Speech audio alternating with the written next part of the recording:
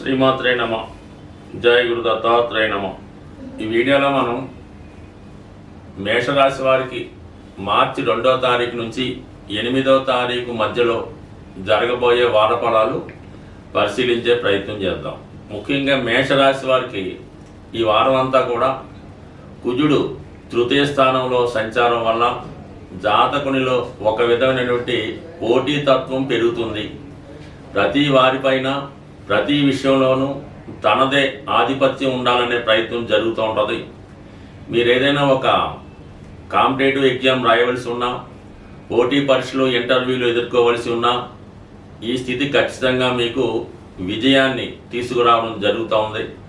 అలాగే ఈ వారం ఎక్కువగా మీరు ప్రయాణాలు చేయవలసి ఉంటుంది. అలాగే మీ మిత్రులు, మీ రక్త సంబంధికులు మీపై ఆధిపత్యం చెలాయించాలనే ప్రయత్నంలో వారిపై మీదే పైచేయిగా మారే అవకాశం ఉంది.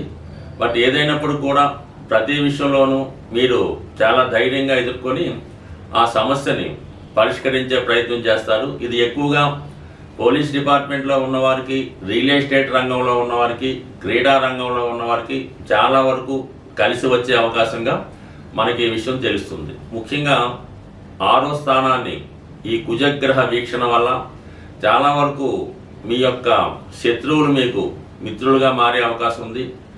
రుణ ప్రయత్నాలు ఫలించే అవకాశం ఉంది. అలాగే ఏవైనా చిన్న చిన్న రుణాలు ఉన్నా కూడా వాటిని తీర్చివేసే ప్రయత్నం జరుగుతూ ఉంటుంది. కారణం ఏంటంటే ప్రస్తుతం 12వ స్థానంలో ధన స్థానాధిపతిగా ఉన్నటువంటి శుక్రుడు ఉచ్చలో ఉంటూ వక్ర గమనంలోకి రావడం జరిగింది ఈ వార ప్రారంభంలోనే.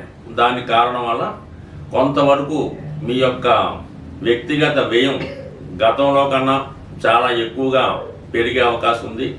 కుటుంబంలో ఉన్నటువంటి స్త్రీల కొరకు లేదా మీ యొక్క భార్య పిల్లల కొరకు వారి అవసరాల నిమిత్తం వారికి ఏదైనా విలువైనటువంటి వస్తువులు సమకూర్చే అవకాశం ఉంటుంది. వ్యక్తిగతంగా మీరు కూడా మీ యొక్క స్వప్రయోజనాల కోసం ఏదైనా వాహనాన్ని కొనుక్కోవడం కానీ, గృహాన్ని సౌకర్యవంతంగా తీర్చిదిద్దుకోవడం, అలాగే విలాసవంతమైనటువంటి వస్తువులు కొనే ప్రయత్నంలో ఎక్కువగా మీకు వ్యయం ఎక్కువగా ఈ శుక్రుని వల్ల జరుగుతూ ఉంటుంది.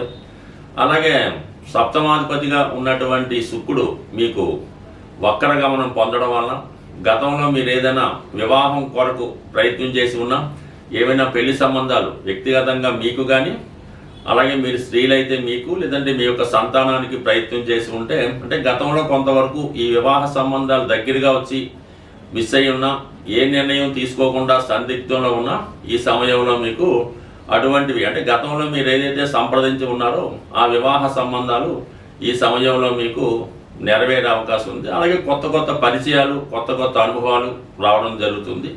ఇక బుధుడు తృతీయాధిపతిగా వ్యయ స్థానంలో ఉండడం వల్ల ఈ సమయంలో మీరు సెల్ఫ్ మిస్టేక్స్ వల్ల అయితేనే, స్నేహితులు అన్నదమ్ముల వల్ల అయితేనే చాలా వరకు నష్టపోయే అవకాశం ఉంటుంది. కాబట్టి మొత్తం మీద ఏదేమైనా ఈ రాశి వారికి ఈ ఖర్చులు, ఆడంబరానికి సంబంధించిన ఖర్చులు ఎక్కువగా ఉండడం జరుగుతుంది. బట్ ఇంకా లాభస్థానంలో రవి శని ఉండడం వల్ల అనూహ్యంగా మీరు ఉద్యోగపరమైనటువంటి అభివృద్ధి పొందుతారు. వృత్తిలో భారం పెరిగినప్పుడు కూడా అది మీకు సాటిస్ఫైడ్గా ఉంటుంది.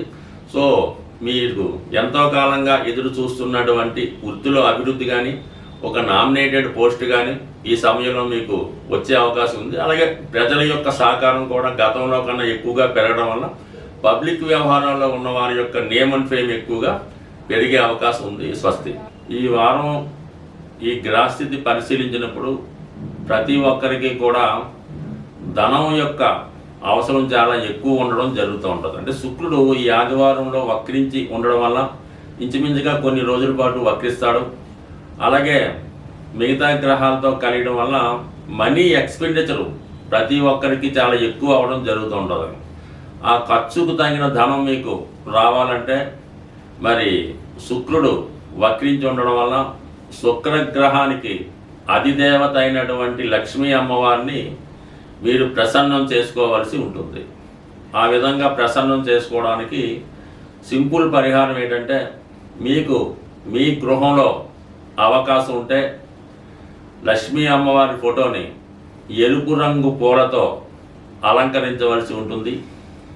అలాగే అమ్మవారికి దానిమ్మ పండు, అంటే ఎప్పుడు కూడా ఒక ఒకే ఒక పండు నైవేద్యంగా కాకుండా కనీసం ఒక 4 లేదంటే ఒక 6 దానిమ్మ పళ్ళు నైవేద్యంగా పెట్టి అమ్మవారికి విధి విధానంగా కనకదార స్తోత్రము, లక్ష్మీ స్తోత్రము పారాయణ చేస్తూ ఆ ప్రసాదాన్ని 6 ముత్తైదువులకి పంచడం వల్ల లక్ష్మీ అనుగ్రహం కలిగే అవకాశం ఉన్నది. దీనితో పాటుగా మరి ఇంట్లో అవకాశం లేని వారు ఏదైనా అమ్మవారి దేవాలయంలో అమ్మవారికి ఈ దానిమ్మ పళ్ళు నైవేద్యంగా సమర్పించడం వల్ల కూడా మీ యొక్క ఆర్థికపరమైనటువంటి సమస్యల నుంచి బయటపడే అవకాశం ఉంది. చాలా వరకు ఈ మనీ రొటేషన్ పెరగాలన్నా చాలా వరకు శుక్రవారం రోజు ఏ విధంగా కూడా ఆర్థికపరమైనటువంటి లావాదేవీలు చేయకుండా ఉండడం మంచిది. ముఖ్యంగా ఎంత అవసరమైనా సరే శుక్రవారం రోజు ఈ బంగారాన్ని తాకట్టు పెట్టడం కానీ లేదంటే ధనాన్ని ఎవరికైనా అప్పుగా ఇవ్వడం కానీ ఖర్చు పెట్టడం కానీ చేయకుండా ఆ ఒక్కరోజు నియమంగా పాటించవలసి ఉంటుంది. అలాగని ఫోన్పేలు, గూగుల్ పేలు వాడకుండా మీకు ఎంతైతే బ్యాలెన్స్ గురువారం నైట్ ఉంటుందో అదే బ్యాలెన్స్ శనివారం ఉదయం దాకా మెయింటైన్ చేయగలిగితే కంపల్సరిగా కొద్ది వారాల్లోనే మీ యొక్క ఆర్థికపరమైనటువంటి సమస్య పరిష్కారం అవుతుంది. ఈ చిన్న ప్రయత్నం చెప్పడానికి సులువు కానీ చేయడానికి కష్టంగా ఉంటుంది. ఒక్కసారి ఒక 6 వారాలు ప్రయత్నించేయండి. మీలోనే మీకు తెలియకుండా ఒక గొప్ప ధనపరమైన అవకాశాలు రావడం జరుగుతుంది. స్వస్తి. సరిపోయిందా? 2.5 వచ్చింది. ఇంకొకటి చెప్దామా? ఇంకోటి తీసుకోండి సార్. సరే. అలాగే వేరొక పరమైన సమస్య కూడా చాలా వరకు ఈ ధనం గురించి, ఈ ధనం నిల్వ గురించి రావడం జరుగుతూ ఉంటుంది. ఎక్కువగా ఈ ఆంజనేయ స్వామి వారికి మంగళవారం రోజు సింధూరంతో పూజించవలసి ఉంటుంది. సో లేదు మనం ఏ టెంపుల్ పక్కన పెట్టుకుంటే మీరు ఏదైనా ఒక కాపరు రాగితో తయారు చేసినటువంటి ఆంజనేయ స్వామి యొక్క విగ్రహాన్ని తీసుకోవడం మంచిది. లేదంటే ఒక కాయిన్ మీద హనుమాన్ బొమ్మ ఉన్నవి మార్కెట్లో దొరుకుతుంటాయి. అదైనా మీరు ఒక రాగి పళ్ళెంలో ఆ ఆంజనేయ స్వామి రాగి విగ్రహాన్ని నుంచి సింధూరంతో ఆంజనేయ స్వామిని మీరు పూజించవచ్చు. ఆ 108 నామాలతో చక్కగా మీరే పూజించి మొత్తం సింధూరం అంతా కూడా స్వామి మీద మూయబడి ఉండాలన్నమాట. అంటే పూర్తిగా సింధూరంలో స్వామివారి యొక్క విగ్రహం మునిగిపోవలసి ఉంటుంది. అప్పుడు మీరు దాన్ని ఎవరు టచ్ అయిన ప్రదేశంలో పెట్టి ఏదైనా బయటికి వెళ్ళినప్పుడు మాత్రం ఆ సింధూరాన్ని మీరు తిలకంగా ధరించి వెళ్ళవలసి ఉంటుంది.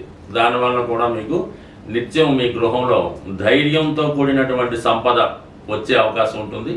అలాగే ఇదే రెమెడీ మీరు మన విఘ్నేశ్వరుడు కూడా బ్రహ్మాండంగా చేయొచ్చు. విఘ్నేశ్వరుడిని కూడా సింధూరంతో అష్టోత్తరంతో పూజ చేయడం వల్ల కూడా మీకు కేవలం ఈ రెమెడీ పనిచేసే అవకాశం ఉంది. దీంట్లో ఎక్కువగా ఉపయోగించవలసింది స్వచ్ఛమైనటువంటి సింధూరం, కల్తీ లేని సింధూరం.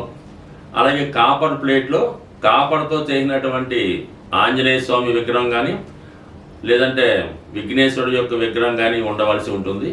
ఈ రెమెడీ చాలామంది ఆచరించి విజయం సాధించడం జరిగింది. కాబట్టి ఏదైనా ఒక రెమెడీ మీరు చేస్తున్నప్పుడు దాని మీద అనేక సందేహాలు రాకుండా మీరు చేస్తున్నటువంటి రెమెడీ ఇతరులకి చెప్పకుండా చేయడం వల్ల దాని ఫలితం చాలా ఎక్కువగా వచ్చే అవకాశం ఉంటుంది. కాబట్టి ఒకసారి ప్రయత్నం చేయడం వల్ల ఆటోమేటిక్గా మీ యొక్క ఆర్థిక సమస్యలు బయటపడతాయి. దానికన్నా ముందు ఆర్థిక సమస్యను ఎదుర్కొనే ధైర్యం రావడం జరుగుతూ ఉంటుంది. అందుకే ధైర్య సాహసే లక్ష్మి అన్నారు. కాబట్టి మరి ధైర్యంతో ఏ పని చేసినా మీకు ఆ కార్యం సిద్ధిస్తుంది. స్వస్తి.